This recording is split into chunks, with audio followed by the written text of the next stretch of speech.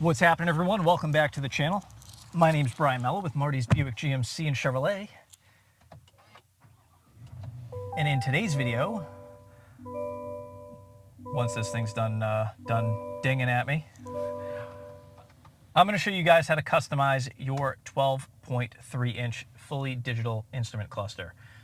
It is super easy, but I figure some of you might not know how to do this. Maybe your salesperson didn't show you how. Maybe you just were in a hurry and you left, but they really wanted you to see it.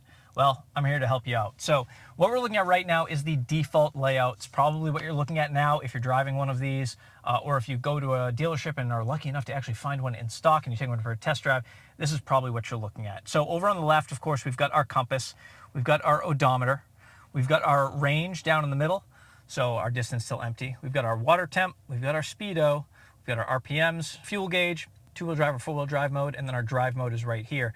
Up top, that little white square, a lot of people ask what that is. That is your posted speed limit. So if we were on the highway and it was a 65-mile-an-hour speed limit, you'd see 65 right there in that little square. Now, when it comes to customization, we're going to use everything that we're navigating through. We're using this, left, right, up, down. So I'm going to click that button in. I'm going to scroll down. Actually, let's go all the way over first. Let's go to information, just so you guys can see some of the different info that you can look at before I go and changing things around. So that's your information screen. You can edit this information screen really easily. So we'll start with that. Just click in. So once again, I'm just using this button, click in. You can see these are everything that we have checked off that we want to know about is checked off. I want my fuel economy. I want my trailer brake. I want off-road. I want everything. Engine hours, boom.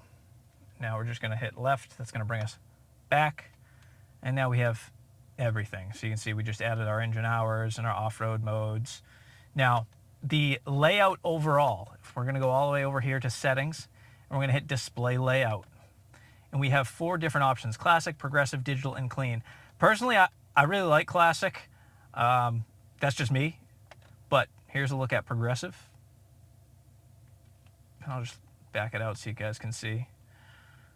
So there's your progressive. Then we have digital.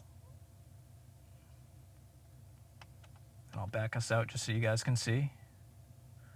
So that's digital. Super, super clean look.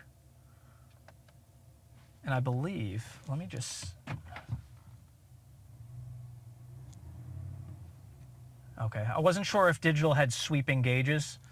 That would have been pretty cool. All right, now let's go back over. We're going to change our display to clean.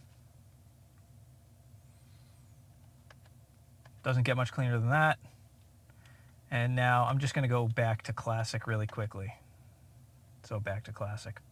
Now the way that I like this laid out, I'm going to go back and you're going to see this left side info. For my left side info, we're going to click in. I like time and temp. You can see it's getting scorcher. It's 89 degrees out today. It's hot. You do have options for tire pressure, you have fuel economy, transmission fluid, or none. Personally, I like time and temp, so that's what I keep over on the left side. Then we have our right side. We can change everything over here. So right now we have that digital display of the truck and our drive modes. We can put the compass here, we can put time and temp there, tire pressure, fuel economy average, or trans fluid temp. I actually like the drive mode enhanced, so that's what I would leave right there. Lower gauges. You have 3 options for maximum, medium, or minimum. So as you can see, hopefully you guys can see all that as I'm going through. I personally like the maximum display. So now I can see my battery, my oil, my range, which it kind of makes sense because now you have your range right over your fuel gauge. I think it just kind of makes sense. And then your info page options, which we've already changed. And that is the quick. Let's get rid of our speed warning. I think that's all we need. So there we go. That is the quick and easy way on how to customize your digital gauge cluster. This is how I like it. So right now we're looking at the classic display, time and temp over on the left. We have the off-road info for the center.